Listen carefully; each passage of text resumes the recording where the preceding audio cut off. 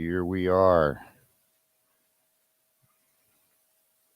I want you guys to know that there's about a 5 second delay on this to the video. So if it seems a little off, that is why. So welcome to today's daily reflection. It is September 26th, 2020, Saturday. And we are here. We are live and we are sober. Hallelujah. Here's your sobriety, man. Coffee. The great equalizer, right? So you probably can't see it anymore now. I have to come on when my coffee's hot, but my mug changes. So, yeah. This is my shirt for my birthday. Getting a lot of compliments on it. Hey, where'd you get that shirt? Where'd you get that shirt, Dion? I don't know. My wife got it for me. So, all right. So, we put in a little bit of time. If you are here, please say hello. Let me know that you are here, whether you're watching the live or the rewatch. All right. Fantastic. Also, if you have a topic, something that you would like us to talk about on the next day or future daily reflections, then please go ahead and feel free to post it in the comments, and we will get to it within the next couple of days, and then give you props for it. Good stuff, right? Good stuff. Great stuff. Fun. All right. So today, it was actually called, today's reflection was actually called Our Children. Okay. But not everybody has children. So I'm going to kind of include the family, right? Because it really does involve everyone. And I think this portion of it, and what they're saying in the big book applies not only just to our relationships with our children and family, but we can utilize this with everyone. Right. Before we get started, and yes, it is going to apply to this, I wanted to talk a little bit about tough love, right? Tough love. So I've been seeing some posts about people. Well, tough love isn't to, okay. So here's the thing: people are putting together prevention or not prevention. Sorry. Mind fart. We're not going to call it a prevention though. Intervention. I knew it was a shun. And they're doing an intervention. Okay. Yelling, screaming. Okay. That's reality TV. That is not tough love. Okay. And yes, I happen to know this topic very well. And I will tell you why. Because my mother is the queen of tough love, guys. Okay. And she will tell you so. And you know what? It takes a big heart for tough love. And it is hard. Right? I've had to do it the last 6 months myself. No, no families. I don't want to say no family's perfect, but the thing is tough love is not Senecor. It's not Pier 1. Okay. Where they call you an idiot, put a dunce cap on you, and put you in the corner, or when you're acting like a child, putting a diaper on you and a pacifier. And that's how Senecor used to be, whether it is now or not. Some people needed that. It was shock treatment. Right? Tough love is not like that. Okay. So when I was drinking and my mom had had enough, she said, Dion, I love you, but I need to love you from over here. Okay. And she set up boundaries. When I was a kid, okay, I was out of control and my mother needed to put down some kind of boundaries with me. Okay. Now, it isn't called tough love because it is tough on the person doing it. It is called tough love because it is tough to do. Okay. Till you get that, until that's tough love. The other stuff is bullshit. Okay. Um, so I wanted to get that clear because, gosh, wow. Talking about taking something way out of its realm. That is way too far out, guys. Keep tough love where it's supposed to be. Okay.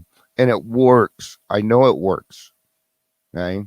Because I just watched the miracle happen for myself over these last couple days with my own children. Okay. Getting out of dangerous situations. Yes. Okay. Do you think it was easy just sit back and let my daughter do whatever the fuck she wanted to? But I still had to keep a relationship with her. I don't lose my daughter. Well, I'm supposed to not have a relationship with my daughter because she's got an illness. That's ridiculous. Mm-mm. Okay, it just requires boundaries. Okay? And it requires something called being assertive. I've been waiting on that. I've been very assertive the last month. Okay, and yeah, maybe tomorrow I'll talk about. No, Monday I'll talk about assertiveness and what that is.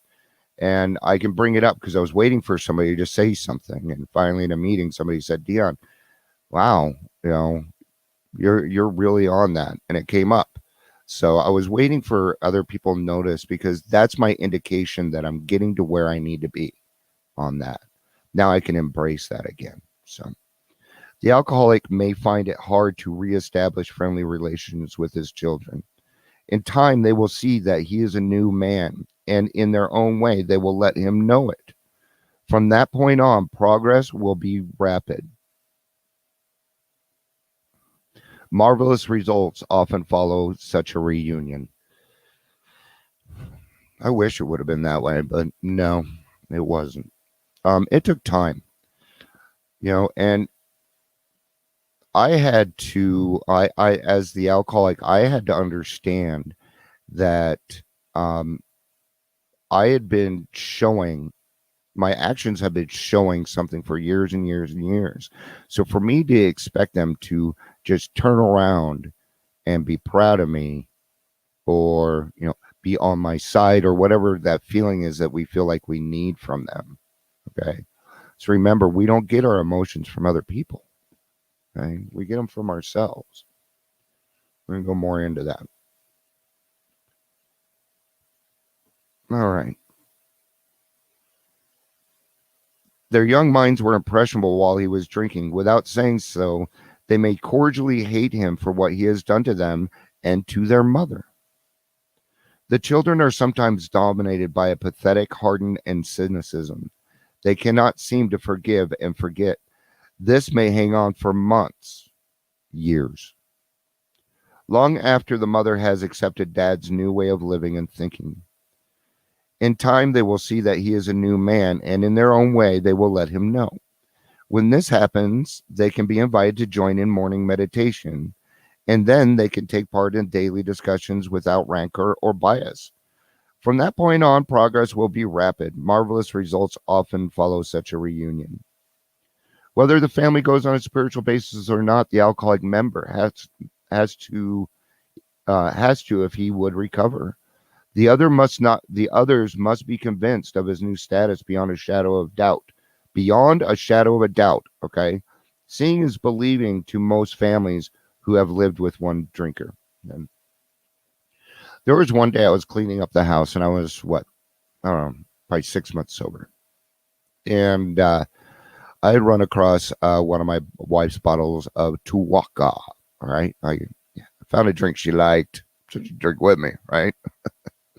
I didn't hide my alcohol. My wife hid her alcohol from me. And she's not even a drinker, right? Um, she's a normie. So she's a black belt. Oh, no. Ciao. Right. So I don't really think about it, Instead, what's going through my mind, pouring it out. Yeah, look at me. I'm done. I don't even want it. Right. Throw it away and I go moving on. My stepdaughter comes home from school and sees the empty bottle sitting in the trash and books it out the door. Right. Thankfully, my wife only worked about 3 blocks away. She went over to my wife. I get a phone call from my wife because I heard doors and I was like, okay, I guess nobody's here. Good morning, Carrie. It's good to see you. Um, and I get a phone call from my wife at Dion. I really hate to ask this question, but I have to ask: have you been drinking? Uh, And I said no. And she said, "Okay, I believe you, and I can tell in your voice you're not. Um, just please don't be offended by what happened." She told me what happened, and I told her, I need time to think on that. I was still new in recovery, and I'm like, and I didn't want to cause any overdue emotions. So it came down to the fact that she did the right thing because she did. She did the right thing. I couldn't be trusted yet. No. Okay? Doesn't mean it didn't hurt because it did. It hurt. Right? But but I have to own that. And that was the discovery when I sat down with my sponsor. I had to own that. Okay. And then confirm with her that she did the right thing. Right? Um, when it comes to our family and children, and because I absolutely love my children, I was an absent father. I mean, that's just I can't change that. Came back into their lives about 10 years ago. I'm coming up on 5 years sober. Um, and I've done nothing but try and be a part of their lives. Okay. Now, obviously, it didn't start happening until I quit drinking. Okay. Before that, it was just me, you know, messing up the relationship. Right. Um, and it's just now starting to settle down. Okay. You got to give it time. Don't listen to that month bullshit. It doesn't happen in months. I don't know where they got that. Maybe I read it wrong. I don't know. They're like, it could take months. No, it's going to take me a few years. Okay. And now I have very good relationships with my children. Okay. They can come to me about things. They don't always. So a lot of times they'll go to my wife. That's okay too. You know what? They grew up going to the female. That's okay. That's all right. Because then my wife comes to me and then I get to be involved. Okay. Where I should be. Right. Yeah. Got to remember when we do this, we got to stay in our lane. Right. The other thing in this portion that I usually like to bring up is, your family's going to probably either under or overprotect you, and it's going to drive you crazy, and you're just going to have to be okay with it. All right. There will come a day. There will come a day when it stops. Okay. I know it can be tough. I finally got to the point where I kind of told my wife and kids, you guys got to get out of my business. I love you, but you got to give me the chance. You have to give me the chance to succeed. And if you keep doing it for me, I never ever will. Okay? I have to make those decisions because otherwise they're not ingrained in me. While on the road to recovery, I received a gift that could not be purchased. It was a card from my son in college saying, "Dad, you can't imagine how glad I am that everything is okay. Happy birthday. I love you." My son had told me that he loved me before. It had been during the previous Christmas holidays when he had said to me while crying, "Dad, I love you. Can't you see what you're doing to yourself?" I couldn't. Choked with emotion, I had cried. But this time, when I received my son's card, my tears were tears of joy, not desperation. It's a big, big difference. You know, um, last week when I was getting off the phone with my son, he told me that he loved me first. That's the first time that's ever happened. Progress. Progress. So, what do we do when we get in that situation and things are going good, right? Nothing. Okay. Don't double down. Just just be dad. Just be mom. Just be brother. Just be husband. Okay. That will continue to develop on its own time. Okay. Don't go forcing it after that. Okay. And the reason I say that is because that is a natural reaction for us as parents. Okay. Keep the patience going. Don't don't change what you're doing because it's working, right? Because it's working. So don't change it. See, they're gonna morning Shane. Good to see you, brother. Um, they're loving you for who you are now, not for what they thought they wanted you to be or expected you to be, right? You know, so instead of doubling down on that, go help another alcoholic. Get to a meeting. Do something inspirational. We used to say in sales the best time to close a deal is right after you close a deal, right? So once you get a gift from God, I double down. That's what I do. Thank you, God. I'm gonna go do more. Okay? Am I gonna, thank you for the gift. I appreciate it. I feel it. It feels good. Great. I don't sit there and live that. That moment is now past. Okay. And all we have is right now, right? So if I would get anything out of this, I would say be patient. Be patient with yourself and with everybody around you. This isn't a rat race. There's no race. It all happens in time, and it's going to happen that way. All right. Just like there's only one way to get booze out of your system, time. That's it. There's no other. There, no. Trust me. And with the way that we drink, none of that would work either. Those things are for people that had too much to drink the night before once, okay? Not 3 months into a binge. So, and what does that come back to? That comes back to being good to yourself. Be nice to yourself. Because it starts with you. If you're being nice to yourself, you will automatically be nice to other people. It's just that's how it works. Okay? All right, guys. I will be back Monday. Monday. For daily reflection. Have a great weekend. Go Broncos. I love my Broncos, but man, I already feel so deflated. All right, guys. Peace out. I love you and have a day. Bye.